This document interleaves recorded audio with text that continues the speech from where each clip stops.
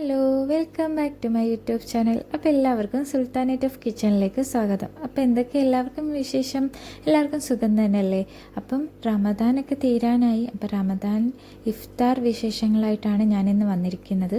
അപ്പം ഞാനിന്ന് ആദ്യം തന്നെ നമുക്ക് പത്തിരിക്കുള്ള മാവ് കുഴച്ച് വെക്കാമെന്ന് വിചാരിച്ചിട്ട് പത്തിരിയുടെ എല്ലാം റെഡിയാക്കി എടുക്കുന്നുണ്ട്. അപ്പോൾ അതിലേക്ക് 1 കപ്പോളം വെള്ളം ഒഴിച്ചു കൊടുക്കുന്നുണ്ട്. അതിലേക്ക് ഞാൻ കുറച്ച് വെളിച്ചെണ്ണയും കൂടി ഒഴിച്ചു കൊടുക്കുന്നുണ്ട്. പിന്നെ ഞാൻ പാകത്തിനുള്ള ഉപ്പാണ് ചേർത്ത് കൊടുക്കുന്നത്. അപ്പോൾ റമദാനൊക്കെ പെട്ടെന്ന് കണ്ണടച്ച് തുറന്നപ്പോൾ പോയതുപോലെ തോന്നുന്നുണ്ട്. ഇന്നലെ വന്നു, ഇന്ന് പോയതുപോലെ ഉണ്ട്. അപ്പോൾ വെള്ളം നന്നായി തിളച്ച് വന്നിട്ടുണ്ട്. ഈ ഒരു സമയത്തേക്ക് ഞാൻ 1 കപ്പ് വെള്ളത്തിൽ 1 കപ്പ് പൊടി എന്ന ആ ഒരു മെഷർമെൻറ്റിലാണ് എടുത്തിരിക്കുന്നത്. അപ്പോൾ അത് പൊടിയെല്ലാം അളന്ന് വെച്ചിട്ടുണ്ടായിരുന്നു. അതും കൂടി ഇട്ട് നന്നായിട്ടൊന്ന് അയച്ചെടുത്തിട്ടുണ്ട്. ഇനി അത് മൂടി വെച്ചിട്ടുണ്ട്. പിന്നെ ഞാൻ ഇത് ഫുഡ് പ്രോസസ്സറിൽ ഇട്ടിട്ടാണ് ഈ ഉള്ളി ജസ്റ്റ് ഒന്ന് അരിഞ്ഞെടുക്കുന്നത്. ഇതാകുമ്പോൾ ഈസിയാണല്ലോ. അപ്പം വേഗം ഞാൻ ഉള്ളിയെല്ലാം ഒന്ന് റെഡിയാക്കി എടുക്കുന്നുണ്ട്. പിന്നെ ഞാൻ ഇത് നമുക്ക് ഇഫ്താറിലേക്കുള്ള സ്നാക്സിന് വേണ്ടിയിട്ടുള്ള പ്രിപ്പറേഷനിലാണ്. അപ്പം ചട്ടി വെച്ചിട്ട് ഞാൻ അതിലേക്ക് കുറച്ച് ഇഞ്ചി ഗാർലിക് പേസ്റ്റ് ഇട്ട് അതിലേക്ക് ഞാൻ നേരത്തെ നമ്മൾ ഫുഡ് പ്രോസസ്സറിൽ നന്നായിട്ട് ക്രഷ് ചെയ്തെടുത്ത ഓണിയൻസും കൂടി ഇട്ട് കൊടുത്തിട്ടുണ്ട്. പിന്നെ പാകത്തിനുള്ള ഉപ്പും കൂടി ചേർത്ത് കൊടുത്ത് നന്നായിട്ട് ഇളക്കിയെടുക്കാം. അപ്പം ഞാൻ സമൂസയും കട്ട്ലറ്റുമാണ് ഉണ്ടാക്കുന്നത്. മിക്കപ്പോഴും ഞാൻ സമൂസയും കട്ട്ലറ്റും ആണ് ഉണ്ടാക്കുന്നത്. അതാകുമ്പോൾ എളുപ്പമാണ് നമുക്ക്. പിന്നെ സ്പെഷ്യലായിട്ട് ഞാൻ അങ്ങനെ ഒന്നും പരീക്ഷിച്ച് നോക്കാറില്ല റമദാൻ ടൈമിൽ. നമുക്ക് സമയം ഉണ്ടാവില്ലല്ലോ. പിന്നെ ബേബി ടൊമാറ്റോയും കൂടി ചേർത്ത് കൊടുക്കുന്നുണ്ട്. നമ്മൾ ഇതൊക്കെ പ്രിപ്പയർ ചെയ്യാൻ വേണ്ടി കയറുന്നത് തന്നെ ഒരു 4-4:30 ആകുമ്പോഴാണ്. അപ്പോൾ സമയമില്ലാത്തത് കൊണ്ട് തന്നെ ഞാൻ വേഗം ഉണ്ടാക്കാൻ പറ്റുന്ന എന്തെങ്കിലും മാത്രമേ ഉണ്ടാക്കാറുള്ളൂ. പക്ഷേ ആഗ്രഹമുണ്ട് എന്തെങ്കിലുമൊക്കെ വെറൈറ്റി ആയിട്ടുള്ളതൊക്കെ ട്രൈ ചെയ്യണമെന്ന്. പക്ഷേ സമയം കിട്ടാത്തത് കൊണ്ട് തന്നെ അതിലേക്ക് പോകാറില്ല. പിന്നെ ഞാൻ കറിവേപ്പിലയും മല്ലിയിലയും കൂടി ചേർത്തിട്ട് അത് നന്നായിട്ടൊന്ന് വഴറ്റിയെടുക്കുന്നുണ്ട്. അതിപ്പം നന്നായി വഴണ്ട് വരട്ടെ. അപ്പോൾ ഇപ്പുറത്ത് ഞാൻ കിഴങ്ങ് വെച്ചിട്ടുണ്ട്. അതാണ് നല്ല ആവി വരുന്നത്. കിഴങ്ങ് നന്നായിട്ട് വേവുന്നുണ്ട്. പിന്നെ ഇതിലേക്ക് നമ്മൾ മഞ്ഞൾപ്പൊടി, കുരുമുളക് പൊടി, ചിക്കൻ മസാല, മുളക് പൊടി, മല്ലിപ്പൊടി ഇതെല്ലാം ചേർത്ത് കൊടുത്തു. അപ്പോൾ നമ്മളെല്ലാ പ്രാവശ്യവും ഇതേ മസാലകൾ തന്നെ ചേർക്കുന്നുണ്ട്. ഇതേപോലെയാണ് നമ്മൾ എന്നും പ്രിപ്പയർ ചെയ്യുന്നത്. പക്ഷേ എല്ലാ ദിവസവും കട്ട്ലറ്റാനാണെങ്കിലും ചിക്കൻ കറിക്കൊക്കെ ആണെങ്കിലും ഒരേ ടേസ്റ്റ് ഉണ്ടാവില്ല.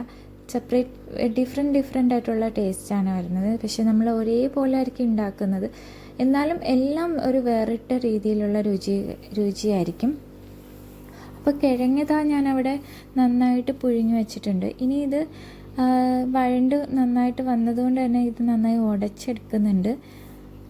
ഇനി ഞാനിതിലേക്ക് ചിക്കനാണ് ക്രഷ് ചെയ്തിടാൻ പോകുന്നത്. ചിക്കൻ ഉണ്ടായിരുന്നു, അത് ഞാൻ ഇതേപോലെ നന്നായിട്ട് ക്രഷ് ചെയ്തിട്ട് കൊടുത്തിട്ടുണ്ട്. ചിക്കനിൽ ഞാൻ കുറച്ച് മല്ലിയിലയും കൂടി ഇട്ട് ക്രഷ് ചെയ്തതാണ്, ആ ഒരു ഫ്ലേവർ നന്നായി വരാൻ വേണ്ടിയിട്ട്. എന്നിട്ട് ഇത് നന്നായിട്ടൊന്ന് ഇതേപോലെ ഒന്ന് മിക്സാക്കി കൊടുക്കണം. പിന്നെ കുറച്ച് ഞാനെടുത്ത് മാറ്റുന്നുണ്ട്, നമുക്ക് സമൂസയ്ക്ക് വേണ്ടിയിട്ടാണ്. ബാക്കി നമ്മൾ കിഴങ്ങും കൂടി ഇടുമ്പോഴത്തേക്കും നമുക്ക് കട്ട്ലറ്റിന് വേണ്ടിയിട്ട് കുറച്ച് മാവ് മാറ്റി വെക്കുന്നുണ്ട്, കുറച്ച് ഫില്ലിങ് മാറ്റി വെക്കുന്നുണ്ട്. അപ്പം ഞാനിന്ന് കട്ട്ലറ്റ് ചെയ്യാൻ ഉദ്ദേശിക്കുന്ന ഒരു ഡിഫറെൻ്റ് ആയിട്ടാണ്. കട്ട്ലറ്റിലൊക്കെ നമുക്ക് എന്തെങ്കിലും വെറൈറ്റി ട്രൈ ചെയ്യാമെന്ന് വിചാരിച്ചിട്ട് കട്ട്ലറ്റിൽ ഞാൻ റവ വെച്ചിട്ടാണ് ഇത് കോട്ട് ചെയ്ത് ഫ്രൈ ചെയ്യാൻ പോകുന്നത്. അപ്പോൾ സമൂസ നമ്മളെല്ലാം ഫില്ലിങ് എല്ലാം ആക്കുന്നുണ്ട്. അപ്പം സമൂസ ലീഫിൽ എല്ലാം ഫില്ലിങ് എല്ലാം ചെയ്തിട്ടുണ്ട്. അപ്പോൾ ഈ ഒരു വേറൊരു പാത്രത്തിലേക്ക് ഞാനിതെല്ലാം സെറ്റാക്കി വെക്കാണ്.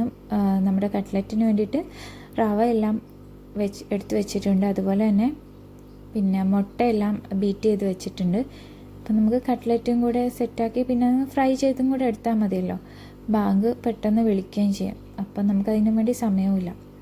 അതുകൊണ്ട് തന്നെ വേഗം സെറ്റാക്കി എടുക്കണം. അതുകൊണ്ട് വേഗം എല്ലാം പ്രിപ്പയർ ചെയ്യാണ്.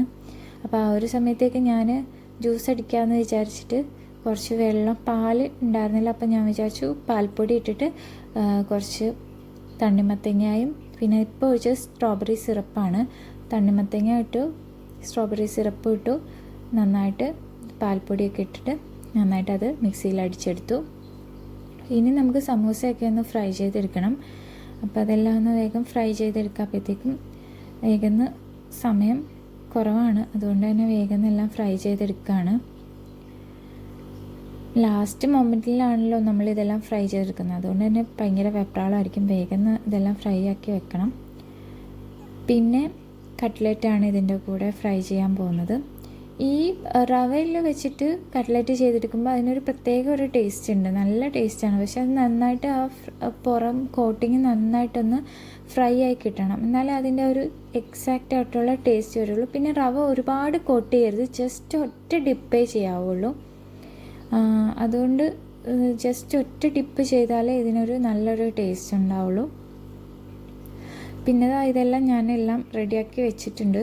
ഫ്രൂട്ട്സ് ഉണ്ട്, പിന്നെ അതുപോലെ ഈന്തപ്പഴം, പിന്നെ ജ്യൂസ്, സമൂസ, കട്ടൻ ചായ, പിന്നെ എല്ലാം കട്ട്ലറ്റും ജ്യൂസും എല്ലാം റെഡിയാക്കി വെച്ചിട്ടുണ്ട്. അപ്പോൾ ഓൾമോസ്റ്റ് ബാങ്ക് കൊടുക്കാൻ സമയമായി, 2-3 മിനിറ്റ് ഉണ്ടായിരുന്നുള്ളൂ. അപ്പം നമ്മളെല്ലാം നോമ്പ് തുറക്കുന്നുണ്ട്. അപ്പം ഞാൻ നോമ്പ് തുറക്കട്ടെ. അപ്പം ഞാൻ ആദ്യം തന്നെ ജ്യൂസാണ് കുടിക്കുന്നത്. ഈന്തപ്പഴം കഴിച്ചിട്ട് ജ്യൂസ് കുടിക്കും. ചിലപ്പം എന്തെങ്കിലും നമ്മൾ സാധാ വെള്ളമായിരിക്കും കുടിക്കുന്നത്. പെട്ടെന്ന് കയ്യിൽ എന്താ കിട്ടുന്നത് അതെടുത്ത് ഒന്ന് നോമ്പ് തുറക്കുക, അതാണ് യൂഷ്വലി. കാരണം നമ്മൾ അടുക്കളയിൽ പണികളും എല്ലാം കൂടി മെയിൻറ്റെയിൻ ചെയ്യേണ്ടതുകൊണ്ട് പെട്ടെന്ന് നല്ല തിരക്കായിരിക്കും. പിന്നെ അത് കഴിഞ്ഞ് നിസ്കരിക്കണം, പിന്നെ അത് കഴിഞ്ഞ് എല്ലാം റെഡിയാക്കി വരുമ്പോഴത്തേക്കും തറാവിയെ നിസ്കരിക്കണം, അങ്ങനെ ഫുള്ള് ബിസി ആയിരിക്കും. അപ്പോൾ അത് കഴിഞ്ഞ് നമ്മൾ ബാക്കി പാത്രമൊക്കെ കഴുകി വെച്ചു. പിന്നെ ഞാൻ ഒന്ന് പോയി നിസ്കരിച്ചിട്ട് തിരിച്ച് വന്ന് വീണ്ടും കിച്ചണിൽ കയറിയിട്ട് ചിക്കൻ കറി വെക്കാനുള്ള പ്രിപ്പറേഷനിലാണ്. അപ്പം കടുകൊക്കെ ഇട്ട് നല്ലൊരു ചിക്കൻ കറി വെക്കാമെന്ന് വിചാരിക്കുന്നു. നമുക്ക് ഒറോട്ടിയില്ലേ, അപ്പോൾ ആ ഒറോട്ടിയുടെ കൂടെ പത്തിരിയുടെ കൂടെ പറ്റിയൊരു ചിക്കൻ കറി വെക്കാമെന്ന് വിചാരിക്കുന്നു. അപ്പം അതിലേക്ക് ഞാൻ സവാള നന്നായിട്ട് അരിഞ്ഞതും പിന്നെ ഇതും ഫുഡ് പ്രോസസ്സറിൽ ഇട്ടിട്ടാണ് നമ്മൾ അരിഞ്ഞെടുത്തത്. പിന്നെ അതുപോലെ തന്നെ കുറച്ച് ഒരു 2 ടേബിൾ സ്പൂണോളം ഇഞ്ചി വെളുത്തുള്ളി പേസ്റ്റും കൂടി ഇട്ട് പാകത്തിനുള്ള ഉപ്പും കൂടി ചേർത്ത് നന്നായിട്ടൊന്ന് വഴറ്റി എടുക്കുന്നുണ്ട്. ഇതിലേക്ക് ഞാൻ ഒരു തക്കാളിയും പിന്നെ ഒരു 2 പച്ചമുളകും കൂടി ചേർത്ത് കൊടുക്കുന്നുണ്ട്. ഇത് നന്നായിട്ട് വഴണ്ട് കിട്ടാൻ വേണ്ടി ഞാൻ കുറച്ച് വെള്ളം ഒഴിച്ച് വേഗം നിന്ന് വഴണ്ട് കിട്ടാൻ വേണ്ടിയിട്ടാണ് വെള്ളം ഒഴിച്ച് കൊടുക്കുന്നത്. അപ്പോൾ അത് നന്നായി വഴണ്ട് വന്നിട്ടുണ്ട്. ഇപ്പം ഇനി ഏഷാ ബാങ്ക് വിളിക്കാൻ സമയമാവും, അപ്പോൾ വേഗം അതിനു മുമ്പ് ഇതെല്ലാം പണിയെല്ലാം തീർത്തിട്ട് വേണം പോവാൻ. അപ്പം മഞ്ഞൾപ്പൊടി ഇട്ട് കൊടുത്തു, കുരുമുളക് പൊടി ഇട്ട് കൊടുത്തു, പിന്നെ നമ്മുടെ ചിക്കൻ മസാല, ഗരം മസാല, മല്ലിപ്പൊടി, പിന്നെ അതുപോലെ തന്നെ മുളക് പൊടി. ഗരം മസാലയും ഒക്കെ ഞാൻ 1/2 ടീസ്പൂൺ വെച്ചിട്ടിട്ട് കൊടുത്തു. മുളക് പൊടിയും മല്ലിപ്പൊടിയും 1 ടീസ്പൂൺ വെച്ചിട്ട് കൊടുത്തിട്ടുണ്ട്. പിന്നെ മഞ്ഞൾപ്പൊടിയൊക്കെ 1/4 തൊട്ട് 1/2 ടീസ്പൂൺ വരെ ഇട്ട് കൊടുക്കാം. ഇതെല്ലാം കൂടി ചേർത്ത് കൊടുത്തതിന് ശേഷം നന്നായിട്ടൊന്ന് ഇളക്കി കൊടുക്കണം. എന്നിട്ട് ഇതിലേക്ക് നമുക്ക് കറിവേപ്പിലയും കൂടി ചേർത്ത് കൊടുക്കാം. കുറച്ച് എണ്ണ ഈ ഒരു സമയത്ത് ഒഴിച്ചു കൊടുക്കുന്നുണ്ട്, അപ്പോൾ ഒരു നല്ലൊരു ഫ്ലേവർ കിട്ടും. വെളിച്ചെണ്ണ ഒഴിച്ചു കൊടുക്കണം ഈ ഒരു സമയത്ത് ഒഴിച്ചു കൊടുക്കുന്നുണ്ടെങ്കിൽ. അപ്പോൾ നല്ലൊരു ഫ്ലേവറിന് വേണ്ടിയിട്ടാണ് ഇങ്ങനെ ചെയ്ത് കൊടുക്കുന്നത്. അപ്പോൾ ഇത് നന്നായിട്ട് ഈ ഒരു സമയത്ത് കുറച്ചൊരു മീഡിയം ഫ്ലെയിമിൽ വെച്ചിട്ട് ഇതേപോലെ ഒന്ന് നന്നായി ഇളക്കി എടുക്കുക. എന്നിട്ട് നമുക്കിനി ചിക്കനും കൂടി ഇട്ട് കൊടുക്കാം. ചിക്കൻ ഇട്ടതിന് ശേഷം നന്നായിട്ട് വീണ്ടും ഇതൊന്ന് മിക്സ് ചെയ്ത് കൊടുക്കണം. അപ്പോൾ ചിക്കനിൽ കുറച്ച് വെള്ളം ഉണ്ടാവുമല്ലോ, അപ്പോൾ അതിനനുസരിച്ചിട്ട് ഇനി നമ്മൾ ഗ്രേവിക്ക് വെള്ളം ചേർത്ത് കൊടുക്കാൻ പാടുള്ളൂ. അപ്പോൾ ഞാൻ പാകത്തിനുള്ള വെള്ളം കൂടി ഒഴിച്ചു കൊടുത്തിട്ടുണ്ട്. ഇനി നമുക്കിത് നന്നായി അടച്ചു വെച്ച് കുറച്ച് നേരം നന്നായിട്ട് വേവിച്ചെടുക്കാം. അപ്പോൾ ഇതാ മല്ലിയില ഞാൻ കുറച്ച് ഇട്ട് കൊടുത്തിട്ടുണ്ട്.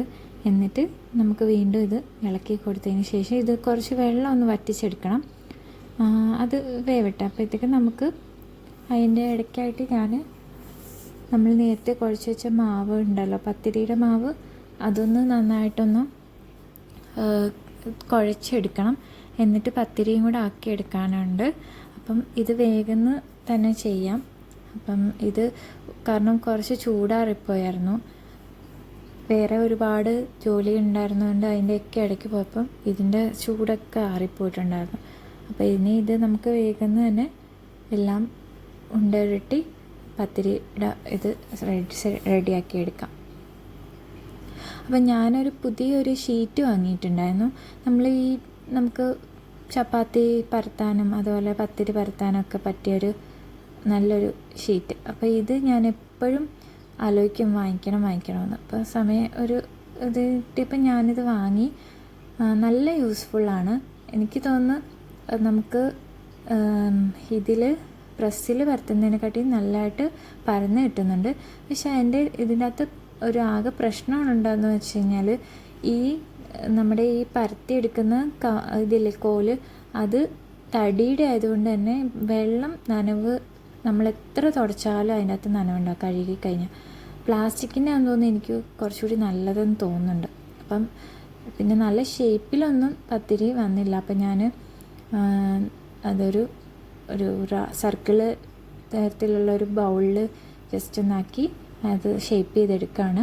ഇനി നമ്മൾ ഇതേപോലെ പത്തിരിയെല്ലാം ചുട്ടെടുക്കണം. ഞാൻ പിന്നെ ലാസ്റ്റൊക്കെ ആയപ്പോഴത്തേക്കും ഷേപ്പൊന്നും നോക്കാൻ നിന്നില്ല. കാരണം ഇത്രയും പത്തിരി ഇതാക്കണം. പിന്നെ വേഗം നിസ്കരിക്കാനും പോകേണ്ടതുള്ളതുകൊണ്ട് വേഗം പരിപാടി കഴിക്കാമെന്ന് വിചാരിച്ചു.